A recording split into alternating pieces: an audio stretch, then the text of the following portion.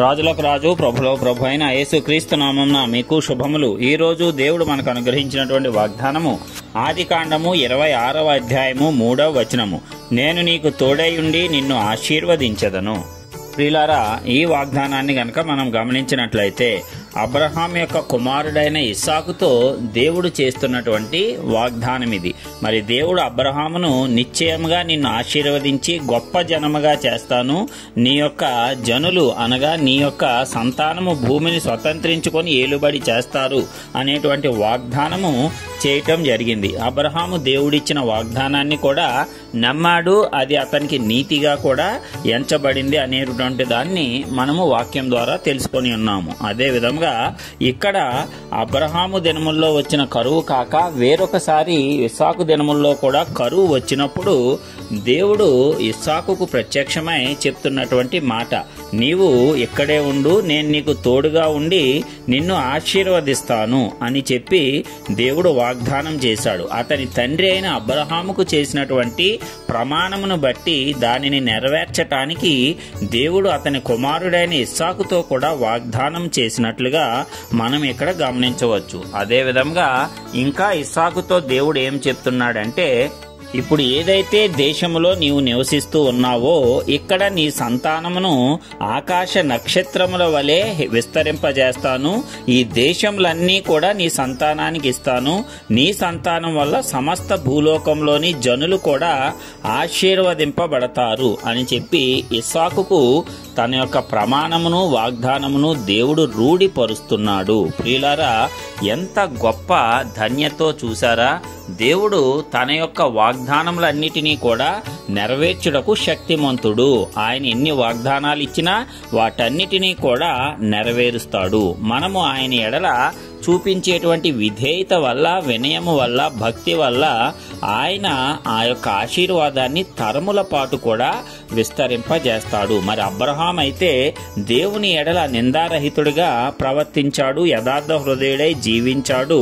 అదే విధంగా దేవుని యొక్క మాట విన్నాడు, ఆయన ఆజ్ఞలు, కట్టడలు, నియమములు అన్నిటినీ కూడా గైకొని నడుచుకున్నాడు. దేవుని ఎదుట ఆ రీతిగా నీతిమంతుడిగా అబ్రహాము జీవించుట చేత అతనితో పాటు అతని యొక్క సంతతిని కూడా దేవుడు ఈ భూమి మీద ఆశీర్వదించటం జరిగింది. మరి కేవలము మన యొక్క శకములోనే ఆశీర్వాదం ఉండి తర్వాతి తరముల్లో ఆశీర్వాదం లేకపోతే అది నిజమైనటువంటి ఆశీర్వాదము కాదు. కానీ అబ్రహాము ఆశీర్వాదం అలాంటిది కాదు.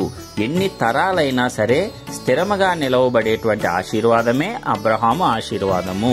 అందుకే యేసయ్య శిలువ మరణం ద్వారా మన మీద ఉన్న ప్రతి శాపాన్ని కొట్టివేసి ఆయన రక్తం ద్వారా మనకు ఆ యొక్క అబ్రహాము ఆశీర్వాదాన్ని ఉచితంగా ఇవ్వటం జరిగింది. ఎవరైతే క్రీస్తును అంగీకరించి ఆయన మరణాన్ని, పునరుద్ధానాన్ని అంగీకరిస్తారో వారందరిలో కూడా ఈ అబ్రహాము ఆశీర్వాదము అనగా తరముల పాటు కొనసాగే ఆశీర్వాదము అనేది నిశ్చయముగా నెరవేరి తీరాల్సిందే.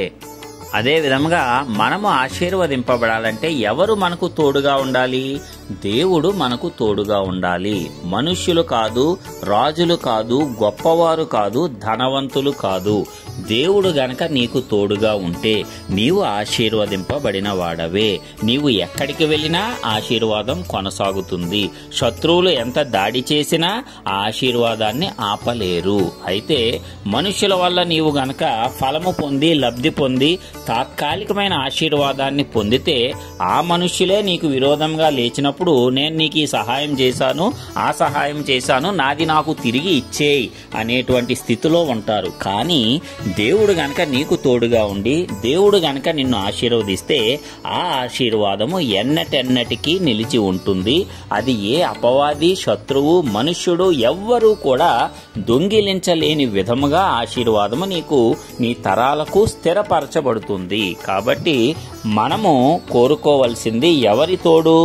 దేవుని యొక్క తోడు, దేవుని యొక్క సహాయము. ఆయన గనక, ఆ సృష్టికర్త గనక మనకు తోడుగా సహాయముగా ఉన్నట్లయితే తప్పనిసరిగా మనం ఆశీర్వదింపబడతాము. ఏ పరిస్థితుల్లో ఉన్నా మనం ఆశీర్వదింపబడతాము. ప్రస్తుతం మన పరిస్థితి దీనకరంగా దయనీయకరంగా ఉండవచ్చేమో, కానీ దేవుడు నీకు తోడుగా ఉంటే, నీవు దేవుణ్ణి హత్తుకొని ఉంటే తప్పనిసరిగా భూలోక జనులందరిలో నిన్ను ప్రత్యేకపరిచి ఆశీర్వదిస్తాడు. ప్రతి ఒక్కరి భక్తుల జీవితంలో ఇది నెరవేరి తీరింది. నీవు నిజముగా దేవుణ్ణి భక్తి సాధన చేస్తున్నట్లయితే తప్పనిసరిగా నీవు కూడా ఒక దినమున ఆశీర్వదింపబడతావు. నీ ఆశీర్వాదములు నీ తరాలకు కూడా చెందుతాయి. మరి నీ ఆశీర్వాదం భూమి మీద స్థిరపరచబడుతుంది. కాబట్టి ప్రియులారా, ఈ వాగ్దానం ద్వారా మనమందరము కూడా ధైర్యం తెచ్చుకొని ఇస్సాకు పొందిన ఈ ఆశీర్వచనము మన జీవితాలలో కూడా మనం స్వతంత్రించుకొని దేవుని ద్వారా పొందిన ఈ ఆశీర్వాదము మనతో పాటు మన తరాలకు కూడా స్థిరపరచుకోవటానికి, ప్రతి పరిస్థితిలోనూ ప్రతి అడుగులోనూ దేవుడే మనకు తోడుగా ఉండి మనలను ఆశీర్వాదంలోనికి నడిపించటానికి మనమందరము కూడా దేవుణ్ణి హత్తుకొని ఉండాలని ఆ నజరేయుడైన యేసు పరిశుద్ధ నామమున ప్రార్థించుచున్నాను. ఆమేన్.